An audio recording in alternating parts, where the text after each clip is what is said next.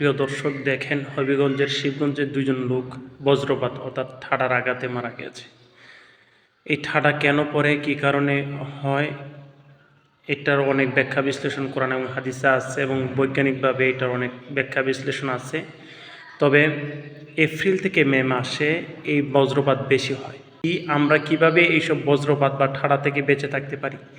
কোরআনে এবং হাদিসের বাণী থেকে আমরা জানলাম। আল্লাহ রাসূল সাল্লাল্লাহু আলাইহি ওয়াসাল্লাম আমাদেরকে দোয়া শিখিয়েছেন, اللهم لا تقتلنا بغضبك ولا تهلكنا بعذابك وعافينا قبل ذلك। একটা দোয়া আছে এবং কোরআন এবং হাদিসের এই দোয়া আরও অনেক দোয়া আছে, যেমন সুবহানাল্লাহি ওয়া বিহামদিহি, এটাও পড়তে পারেন।